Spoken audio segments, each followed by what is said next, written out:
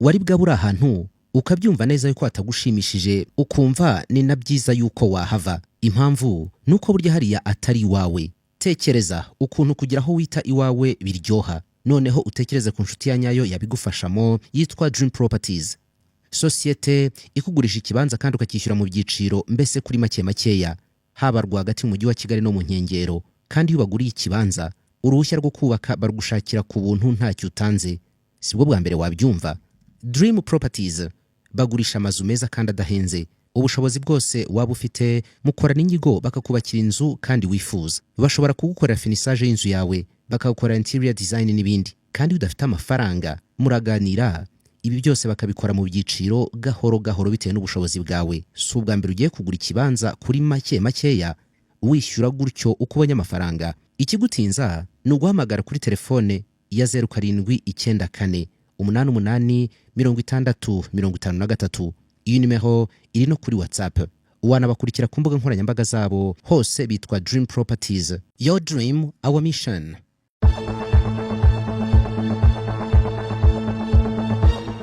Ibihe byiza nanone twongeye kuguha ikaze mu biganiro byo kuri Gentil Gedeon Official. Munsi mwiza kandi tugaruke ku makuru avugwa mu burasirazuba bwa Kongo ndetse n'intambara ihanganishije umutwe w'inyeshyamba wa M23 ndetse n'ubutegetsi bwa Kongo. Amakuru mashya ndetse yatangiye kuvugwa cyane ku munsi w'ejo ku masaha y'umugoroba ku wa gatandatu. Abanyekongo barimo baravuga yuko M23 irimo ifata ubutaka, yarangiza kubufata igatangira kubutuzaho abanyarwanda. Niko bavuga, baravuga ko M23 irafata ubutaka bw'abanyekongo, ibwirukanya abanyekongo mu ntambara ikaze, yarangiza ikabutuzaho abanyarwanda nk'igice cy'umugambi wa M23, ndetse bo bagashyiraho ko ari u Rwanda, ahubwo ngo nk'igice cy'umugambi w'u Rwanda cyo kwigarurira ubutaka bwahoze ari ubwa Kongo mu burasirazuba, bakashyiramo abanyarwanda. Bati aba banyarwanda batangiye no kwashora imari, barimo barashyira ibikorwa, barimo baratura. Ni igice cy'umugambi wo kwigarurira ubutaka bwa Kongo. Hategekimana, karibu. Urakoze cyane kumpa karibu bwana Gentil. Urakoze nawe, tuganire. Abanyekongo ibyo bavuga wabyumvise? Nabyumvishe. Hano mfite n'itangazo rya ministre de l'Intérieur, de sécurité et de centralisation et des affaires coutumières. Yep. Yashize hanze, ni ministre yarishyize hanze ku munsi w'ejo. Ku munsi w'ejo wa gatandatu. Uyu ni umuministre wo muri guverinoma ya Kongo. Rero ugira ibyo avuga kuri iyo ngingo, ariko ubona ko ashinja M23, ariko ukabona ko ashinja ngo u Rwanda kuba ngo ruri gufatanga abaturage rukajya kubatuza ku butaka bwo muri Repubulika ya Demokarasi ya Kongo. Yego. Usibye ko hano we kuba avuga u Rwanda aruhuza na M23. Ikizwi ni M23 ifite ibice byinshi hano muri Rucuru, twavuga ko ari nka igenzura yose na Masisi, kandi izo kese ngo niho ziri kugaragara cyane. So ngerero reka ngere ku ngingo yabivuzeho muri iri tangazo. Na agace ka mbere kiri na ingingo ya mbere y'iri tangazo rinini cyane, yavuze ngo premièrement acte d'aspiration ethnique avec l'installation de certaines des familles rwandaises dans les zones sous occupation, précisément dans les chefferies do Bahunde, Bashari, Mubambiro, Sake, Kirorirwe, Mushaki, Rubaya, Burungu, Kichanga, Busumba. Avugana no ko hari ahandi territoire ya Masisi, chefferie ya Bwisha ndetse na Bwito. Ubwo na ahantu hari ahitwa Bwiza, Kahe, Bishumba, Bunagana na Jomba. Avuga indi territoire ya Rushuru. Rushuru abantu benshi barayizi. Avuga ko ari muri chefferie ya Bukumu, harimo Kibumba, Buhumba ndetse na Munigi. Avuga kandi muri territoire ya Nyiragongo n'ahandi. Arangira avuga ngo son plan criminel, uwo mugambi w'ubwicanyi cyangwa se ubugizi bwa nabi no kwicana, est suivi par une occupation illégale de terres des autochtones. Terres des autochtones. Autochtone ubwo ni bakavukire baho, ni nka bakavukire cyangwa abasangwa butaka. Abasangwa butaka, yes, ahubwo niyo terime nziza. Abasangwa butaka. Muri make aka gace ka mbere ravuga ngo habaye igikorwa kiri technique cyangwa se kizweho neza cyo gufata imiryango imwe n'imwe les familles certaines des familles imwe n'imwe y'abanyarwanda urabyumva dans les zones sous occupation précisément dans les chefferies akavuga nyine mu masheferi aravuga ngo abo baturage b'abanyarwanda iyo miryango y'abanyarwanda bafata ibice bagenzura bakagenda bayituzamo hari rero n'ahantu yagendaga avuga aravuga ngo icyo gikorwa cy'ubugizi bwa nabi cyaje gikurikira ubu bunyamaswa bwo kugenda bagafata ubutaka bw'abandi bitemewe kandi n'ubutaka bw'abasangwa butaka nk'uko abivugaga. Iyi kese rero nibyo arabitangaza gutya ariko wenda reka tubisobanure neza abadukurikiye uko tugenda twinjira mu kiganiro baragenda bumva imvo n'imvano y'iki kibazo ariko kugira ngo ako kantu tutaza kugaruka cyane kuri iri tangazo cyangwa se tuze kurigarukaho ariko tutari somo ko ryakabaye ahita avuga ngo ku gace ka kabiri aravuga ngo 73 de cas d'assassin d'assassinat et exécution sommaire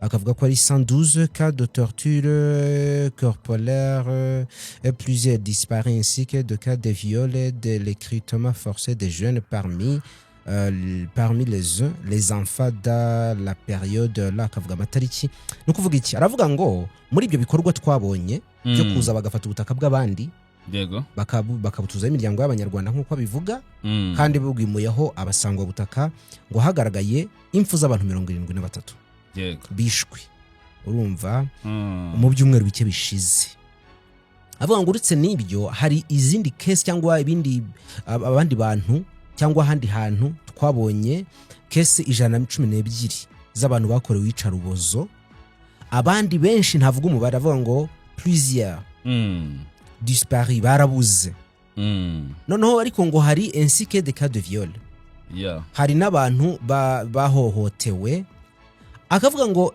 muri ibyo bice n'ubundi ibyo turi kuvuga byatuwe n'imiryango y'abanyarwanda avuga ngo muri ibyo bice ngo il y a des recrutements forcés des jeunes parmi eux bafata abantu bakiri bato abantu b'urubyiruko bakabafata noneho ngo parmi eux harimo n'abana abana mu gisirikare avuga ngo ni ibintu biri force noneho arangije aravuga ngo ni mu bihe ngo dans la période allant du 17 au 27 mars 25 ni mu gihe kiri hagati y'itariki 17 n'iya 27 y'ukwezi kwa gatatu nibwo ibyo byabaye ngaho komeza.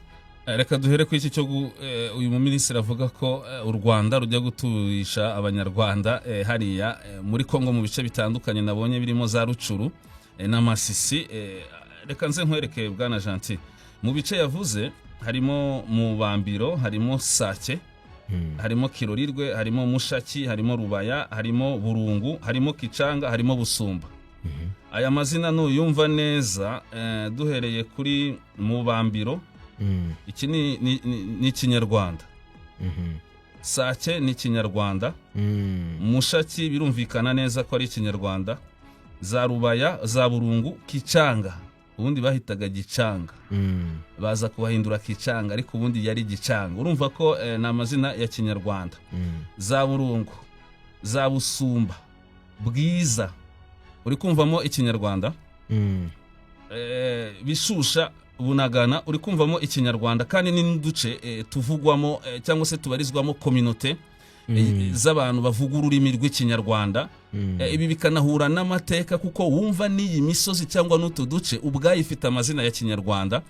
Bikanasobanura ko na communauté hatuye mu buryo donc abahatuye cyane nabo muri communauté y'abarwandophone. Icyo ni cyambere. Noneho nitujya mu mateka turasanga bamwe muri iyo communauté y'abarwandophone cyane cyane nka 90% nabo mu bwoko bw'abatutsi bahunze ibyo bice byose yaba mw'ibyo biri muri Masisi wenda singomba mu mbisubiremo kuko twabivuze n'ibyo muri Rucuru akaba ari babandi ubona benshi bari mu nkambi mu Rwanda, abandi Uganda, ahandi Kenya bagiye kuhamara imyaka igera hafi kuri 30. Impamvu zatumye bahunga twagiye tuzigarukaho, sinzi ko this time ndi singombwa ko reka twe kubigarukaho tujye ku kibazo gihari. Ikizwi nuko gusa bari mu buhunzi kandi bagiye kumara iyo myaka. Mu Rwanda barahari, hari inkamba zabo dufite hano muri Uganda zirahari za Nyakivara n'izindi, na Kenya hari n'abagiye za leta muri za leta zunze ubumwe za Amerika cyangwa se no mu bindi bihugu.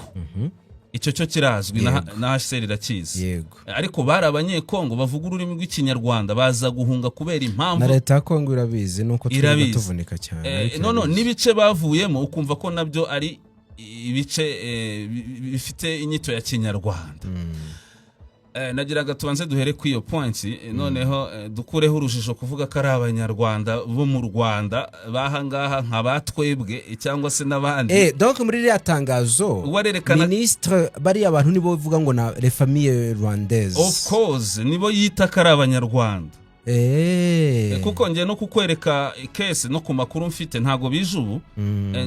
Even last year mu mwaka ushize na ministre w'intebe Therese Nuza Judith Sumino nawe yasohoye amatangazo ameze atyo. Ariko kuba banayatangaza ntago bayatangariza ubusa, ahubwo nuko ubu nyuma yaho M23 ifashe ibice byinshi muri teritwari ya Rucuru, igafata ibice byinshi muri teritwari ya Masisi. Twavuga ko ari nk'ayigenzura Rucuru yose usibye baba infiltre bari hariya mu bice byegeranye na parke ya Virunga. Ariko ubundi ibice by'amasite ibyaro ibyinshi ni M23 bigenzura muri Rucuru. Muri Masisi ubu M23 iragenzura Masisi ku kigero cya 80%. Noneho byinshi mw'ibyo bice baba nyekongo nyine mu bwoko bavuga ikinyarwanda mu bwoko bw'abatutsi bari barahunze bari mu makambi mu Rwanda, muri Kenya, Uganda n'imbere muri Kongo. Iyo babonye umutekano ugarutse bahita baza bakavuga bati dusubire iwacu, kubera ko M23 yivuga ko mu byirwanira harimo gutahuka kw'aba bantu kandi bagatahuka bafite umutekano bahabwa n'uburenganzira bwabo. Benshi muri bo nabo bumva ko M23 ari umutwe ubahagarariye kandi ubarwanira. Nyuma yo kumva ko rero uwo mutwe ubahagarariye kandi ubarwanira wamajije kubohora ibice by'iwabo byo muri za Rucuru bya Masisi ari M23 bigenzura, bitakibarizwamo za Nyatura, za Mayimayi na za FDL, kuko no mu byo bahunze bavuga ko zirimo. Ubu rero bakumva ko ari M23 hagenzura, bagahita biyumvamo ko uduce tw'iwabo bari barahunze noneho this time bashobora kuba basubirayo. Ariko ntago ari bose, ni bake. Aho rero tubyumve neza. Ni cya kibazo cyo kutemera ko bari abantu ari abanyekongo. Of course nicyo kigaruka, kuko urumva ministre w'umutekano imbere mu gihugu aravuga ati M23 aramara gufata ibice ikabituzamo imiryango imwe n'imwe y'abanyarwanda. Ni cya kintu cyo kandi mu by'ukuri bari abantu naba déplacés de guerre na réfugiés, naba déplacés n'aba réfugiés. Harimo aba réfugiés n'aba déplacés, abantu bavuye hariya wenda vuba cyangwa kera kubera ko icyo gihe hatari hari orega urumva guhera muri 70 na abantu bagiye bava mu bice byabo. Ariko kese zigaragara cyane no guhera 94. Noneho hakaza abantu benshi bahavuye 94, abahavuye mu ntambara ya mbere ya Kongo muri 1967 yo gukuraho Mobutu. N'abandi bahavuye mu ntambara ya kabiri yo guhera muri 1998 RCD Goma irwanya Laurent Désiré Kabila, bigakomereza kuri ku muhungu we Joseph Kabila, hakaza gushingwa CNDP, ndetse na 2012 na gatatu hagaduka indi M23. N'ibyo bihe byose rero hari abagiye bahunga, ariko abahungaga cyane nabo bwoko bw'abatutsi. Uzarebe no mu makambi hano ntuzahasanga Bahunde, ntuzahasanga Bandandi, ntuzabahasanga Abashi, ntuzabahasanga Abafurero, ntuzahasanga Abatembo cyangwa Abanyanga cyangwa se andi moko. Mu nkambi zo mu Rwanda, muri Uganda, meme na Kenya, ayo moko ntuzayihabasanga. Uzahasanga cyane cyane abo mu bwoko bw'abatutsi bavuga ikinyarwanda. Bihita binakwereka ko bo bafite ikibazo cy'umwihariko iwabo cy'umutekano wabo. No kuvuga rero donc ministre w'umutekano iri tangaza avuze nta gishya kirimo uretse kuba atemera ko bari abantu ari abanyekongo. Ni nabyo nanjye nari ngiye kukwereka. Ubwo twe tugeze kuri point twerekana cyambere, twerekanye ubwo buce buri mu nyito y'ikinyarwanda, ariko twerekana ko population hatuye cyane ari abarwandophone. Bamwe muri abo barwandophone cyane communauté tutsi bagize ikibazo cy'umutekano, barahunga, inkambi zabo ziri mu turere hano ni Burundi, mu Rwanda, Kenya na Uganda n'abandi bagiye. Ubu rero tukabona ko hahoze za FDL za Nyatura, za Mayimayi, bimwe mu byatumye abo bantu bahunga. ubu two duce turagenzurwa na M23 yo yidekaraye ko irwanira uburenganzira bw'abo bantu kugira batahuke bagaruke mu byabo batekanye nta kibazo. Amakuru rero arerekana iki? Kuva mu mwaka ushize bamwe mu bantu bari mu nkambi mwizi nkambi muri aka karere duherereyemo bo muri communauté Tutsi b'abarwandofone nyuma yo kumva ko M23 bimwe mu bice muri Rucuru Masisi M23 ari ibigenzura yabibohoye, bamwe muri bo si bose nta nubwo ari benshi cyane, abenshi burya barakibereye mu nkambi ntibaranasubirayo ngo bajye no gusura. Bamwe muri bo bashiritse ubwoba, baravuze ati rero ubwo hari abakomoka muri Rucuru no mwibi bice bavuze, hari abandi bakomoka muri Masisi mwibi bice bagaragaje, bagiye basubirayo ariko bafite intego iteye ite. Hariya twahasize imitungo, tugende turebe ko imitungo yacu yaba nta kibazo cyangwa nta bayibohoje niba igihari, ndene tunatangize procedure se twayibona byashoboka. Bamwe bagiye baza, ariko noneho hari ikibazo cyagiye kibaho. Ikibazo cyabayeho, abo bantu bo mu bwoko bw'abatutsi abo muri Rucuru Masisi, cyane cyane kese zigaragara muri Rucuru, bahunga turabona ko bagiye kumara imyaka irenga 30. Imitungo yabo yaba amazu yaba amasambu yaba ibikuyu by'inka yagiye ibohozwa. Ntago ari bose, hari abayisizemo bene wabo, ariko bamwe na bamwe imitungo yabo yagiye ibohozwa na baba generali autoproclamé b'imitwe y'inyeshyamba. Ibi mitwe y'inyeshyamba ya za Mayimayi na Nyatura. Twavuga nk'urugero rwiza cyane hano muri Rucuru, umutwe wa SMC Nyatura uyoborwa na General Dominique Ndaruhutse, uvugwaho kuba bamwe mu bayobozi baya bakamanda be ndetse na ubwe hari imitungo y'abwo bw'abatutsi yagiye abohoza. Uyu General Dominique Ndaruhutse akaba afitanye connection ya hafi na bamwe mu bantu bo muri FDLR kuko nibo bamuremye. FDLR niyo yamuremye, ati wowe wo muri communauté Hutu ukwiriye kuba mu bwoko, ukwiye kubana natwe tukarwanya ubwoko bw'abatutsi. None ubwo bufatanye bwabo baza no gushinga umutwe wa SMC ngo w'abanyekongo bo muri communauté Hutu ari gukorana na FDLR. Imitungo rero y'ubwoko bw'abatutsi bahunze myinshi yaje kubohozwa na bamwe mu bantu bo muri SMC, harimo na Dominique Ndaruhutse na bamwe mu bantu bo muri FDLR nk'ari za Binza, hari za Rudurunana ziyomoye kuri FDLR, ariko ideology ni imwe. Nabo hari ibyo babohoje muri Binza, muri za Tongo FDLR yari hafite ibirindiro M23 itarahibirukana, hari ibyo nabo babohoje. Ariko na za Bukombo, bino bice za Bukombo byabarizwagamo cyane SMC Nyatura ya Dominique Ndaruhutse, nabo hari ibyo babohoje muri Rucuru mu bice bigiye bitandukanye n'ibindi ntavuze. Urumva ko abo bantu barahungaga kandi bahunze we niyo menace. Iyo menace baterwaga na ba General Dominique Ndaruhutse ba SMC na za FDLR, kuko hari ikintu cyo kwibasira mu bwoko bw'abatutsi cyane. Ari nayo mpamvu tubabona mu nkambi. Nyuma yo kuyibohoza rero, kubera igihe bano bantu bamaze mu buhungiro, abayibohoje bageragaho bakumva ko yahindutse niyabo.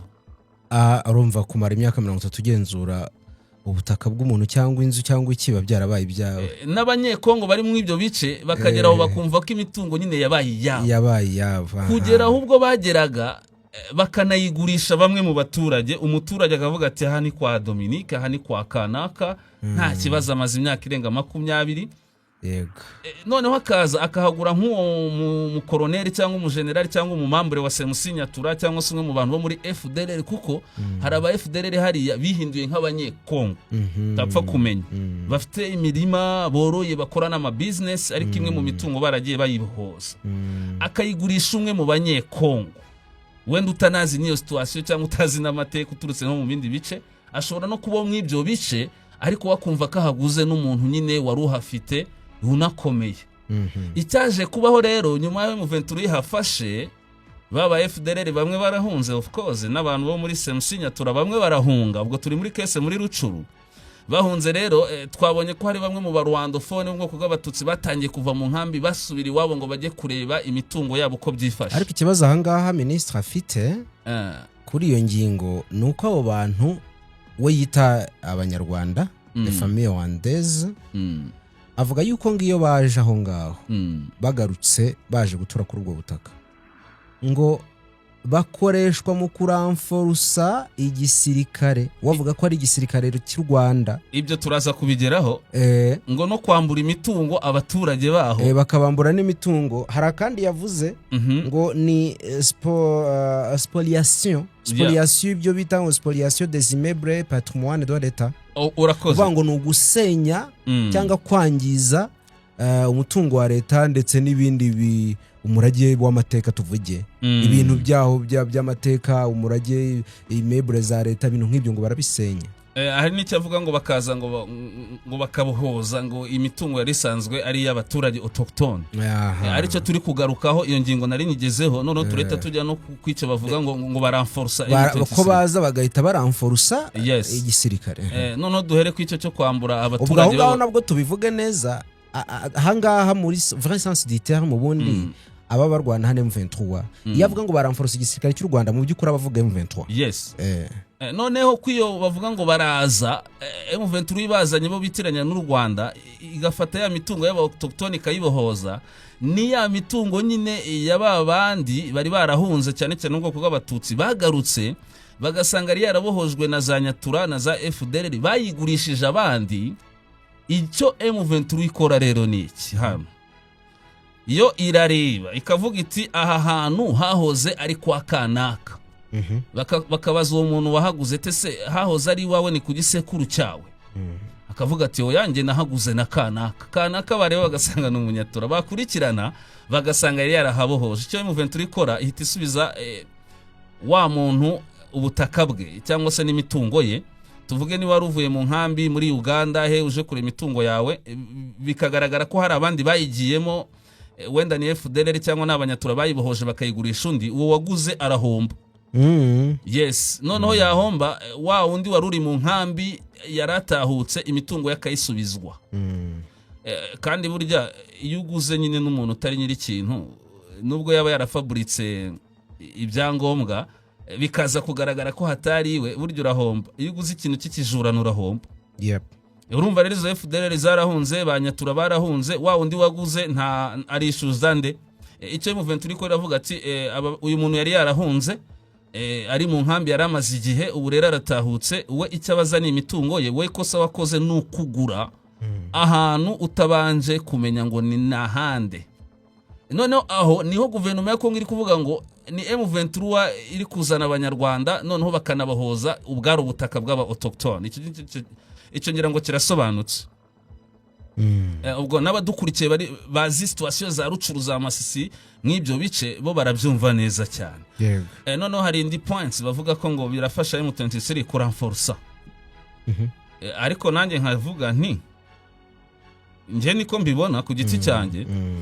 None se M23 ivuga ko igizwa hanini n'abantu bavuga ururimi rw'ikinyarwanda, abarwanyi ba M23 ku kigero cya 80% n'abarwandophone.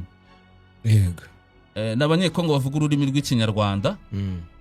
Twe tutitaye kubivugwa na Kongo cyangwa n'indi miryango mpuzamahanga, yuko uri gushaka kubyitaho kandi byiho ku bindi bavuga n'abarwandophone. Kandi abarwandophone benshi nabo muri Rucuru, abandi nabo muri za Masisi, abandi nabo muri za Kalehe, niho baherereye cyane. Urebye n'umugaba mukuru w'abarwanyi ba M23 General Sultan Makenga n'umurwandophone, ngira ngakomoka za Rucuru ahitwa za Nyanzale. Hari n'abavuga ko ngo akomoka Masisi, ariko abakurikirana neza bavuga ko akomoka za Nyanzale, ahubwo ashobora kuba yarigeze kuhava, wenda famille ikajya gutura Masisi, ariko inkomoko ye ni za Nyanzale. Ariko ubwo n'ababiturusha wenda baza kutubwira. Reka dukomeze. Noneho urumva n'uwo mugabo ni umurwandophone.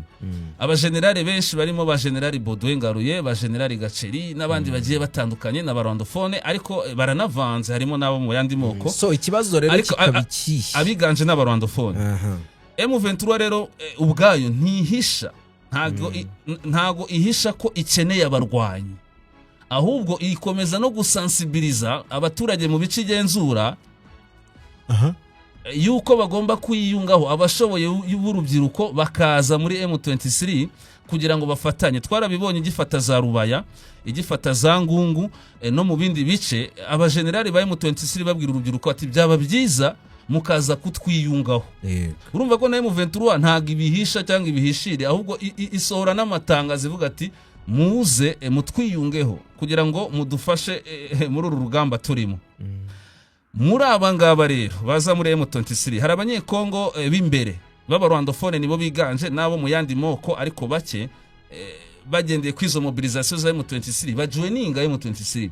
Ariko hari n'abandi bo mu makambi hano mu Rwanda, muri Uganda, Kenya bava mu izo nkambi bakaza kujoininga M23. So kibazo ni ikihe se? Ahubwo ikibazo ko M23 iri gufashwa n'abantu bayo, gufashwa n'abavandimwe bayo ni guverinoma ya Kongo ibifata nk'ikibazo kuko ntago yifuza ko M23 ibona amaboko. Burya rero uwo muhanganye iyo ari kubona amaboko kandi yabene igihugu, noneho niba uwo mutwe unavuga ko urwanira community y'abavuga ururimi rw'ikinyarwanda, abo ngabo bakagaragara ku bwinshi banaza kuyiyungaho, urumva ko kuri guverinoma ya Kongo yo ibifata nk'ikibazo mu nyungu zayo, kuko ni M23 ubwo irabona abarwanyi benshi noneho birushaho kuyiteza menace, ndavuga Kinshasa. Ubwo rero mu nyungu za Kinshasa irabibona nk'ikibazo, ariko ku rundi ruhande mu nyungu za M23 ni inyungu nako ni avantage. Ubwo rero reka dusoza, hari aho iri tangazo rya ministre w'ubutegetsi bw'imbere mu gihugu avuga ngo ibi bikorwa ni ibikorwa bihabanye no gushaka ndetse n'amategeko y'umuryango w'abibumbye, African Union, akavuga n'ibindi, avuga n'amakonversiyo abibuza n'ibyinshi. Ariko agasa n'umuntu, reka nkoresha ya terme, urabura abaturage ati murabe mureba mumenye bari abantu nta sibeza. Ubundi hari ikintu kiriho, wenda hari kuvuga ngo bihabanye n'amategeko. Byaba bihabanye n'amategeko igihe byaba bikorwa n'abanyamahanga baza kuvogera ubutaka, ariko ababikora bo bavuga ko ari abanyekongo kandi bari kugaruka ku butaka bw'iwabo kandi bahafite uburenganzira. Ubwo urumva ni abanyekongo bamwe rero bavuga ati ubwo burenganzira ntimubufite, abandi bati turabufite, ari nayo mpamvu turi kuburwanira. Igikorwa rero uko cyumvikana, hari uburyo kiri gufata konotasiyo bitewe n'uruhande. Nk'uko wari unabivuze, hari ikintu waruvuze ahubwo ngiye guhita nakomozaho, kuko nta nubwo biri kugaragara hano za Rucuru gusa, no muri Bukavu biri kugaragaramo, no muri Goma bakabakangurira. Muri iyi minsi guverinoma ya Kongo imaze iminsi ibicishije mu macano agiye atandukanye gukangurira abaturage bari mu bice M23 y'igenzura nko kwivumbura, kwigaragambya kuri M23.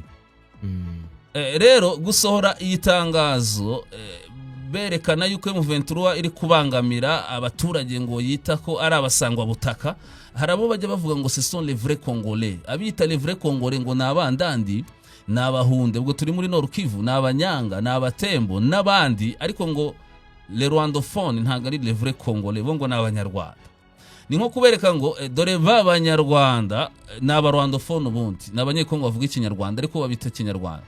Dore ngo wa mutwe watangiye kuzana b'abanyarwanda, ubu bari kubaka ubutaka bwanyu kandi bwari ubutaka bw'aho bantu, noneho nko kugira ngo bivumbure babone ko M23 ari umutwe waje kubabangamira no kubacuza utwabo. Noneho bawivumbureho. Nk'ubu ngubu usibye hano za Rucuru, no muri mu mujyi wa Bukavu, societe civile zitari no mu mujyi zirakoresha ama social media zikereka abaturage bo muri Bukavu ko bagomba kwivumbura bakarwanya M23 ntibemere kubana nayo. Kandi ibingibi byatangiye gucengera mu baturage bo muri Bukavu. Mu minsi yashize babonye ko bigaragambije ngo baramagana M23. N'uyu munsi ku cyumweru bigaragambije ngo bafite umurambo umwe mu basore bawuzengurukana mu mujyi wa Bukavu, ariko berekana ko ngo M23 yananiwe kurinda umutekano. Societe civile ku munsi w'ejo igasohora itangazo ivuga ati M23 turagusaba kuva muri Bukavu nta yandi mananiza, nk'uko twabisabye FARDC nayo ikawuvamo kugira ngo hatameneka amaraso. Nawe M23 turagusaba kuva muri Bukavu ngo kuko wananiwe kurinda umutekano w'abaturage, ndetse ngo hari n'ibindi bikorwa byahagaze byatumye abaturage bakena n'iki, bityo ukuriye kuva muri Bukavu. Ariko sinzi niba M23 yabyemera. Noneho bagakangurira abaturage gukomeza gushira presiyo kuri M23 ngo ive muri Bukavu mu buryo busa nko kwigaragambya. muri iyi minsi bakavuga ati se mwebwe abaturage bo muri Goma ko mubona ababukavu bahagurutse mwebwe bite ko mucecetse ukabona ko ari ibintu rero bituruka muri leta ya Kinshasa ibicishije mu macana agiye atandukanye kugira ngo abaturage bari mu bice M23 igenzura bamere nk'abigaragambya noneho bigaragare ko M23 idashigikiwe so ariko niko intambara igenda iriya nayo n'ubwoko bwo kurwana nyine n'ubwoko bwo kurwana niko Kinshasa buriya iyo ni strategy na M23 ibonye strategy zindi zigiye zitandukanye yakoresha kugira ihangane na Kinshasa yazikoresha kuri Kinshasa rero nayo kurundi ruhande ushobora kutayiveba kuko ihanganye na M23 irakoresha ishoboye cyose kugira ngo bo bahanganye atsindwe muri strategy rero yakoresha harimo no gushaka kwangisha abaturage M23 mu bice igenzura nabyo ariko ubwo rero ni ihangana riri hagati ya M23 na Kinshasa niko biba biteye mu by'ukuri niko intambara igenda. Urakoze Claude, ndagushimiye. Nizera ko ibingibi tubishyizeho tubivuze neza, tubishyizeho umucyo. Hanyuma rero turashimire cyane abantu mwadukurikiraga. Imana bahe umugisha naho ubutaha.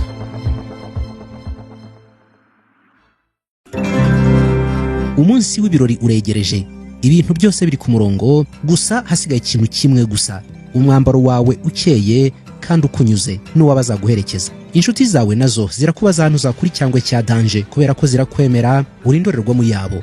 Rekeraho rero kwirirwa ubaza umuhisi n'umugenzi ngo nakurangira aho wakura costume nziza, amashati n'inkweto cyangwa indi myenda ukeneye.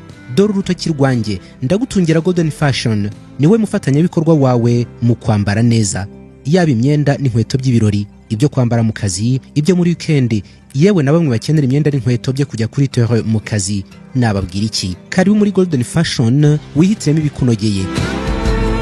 Dukorera mu nyubako ya Tedemiri mu ruhande rwo hepfo imbere yo kwandamage. Urabona icyapa cyacu kinini cya Golden Fashion, cyangwa uduhamagare kuri 0788 35 91 85 cyangwa kuri 0788 200 53. Karibu muri Golden Fashion.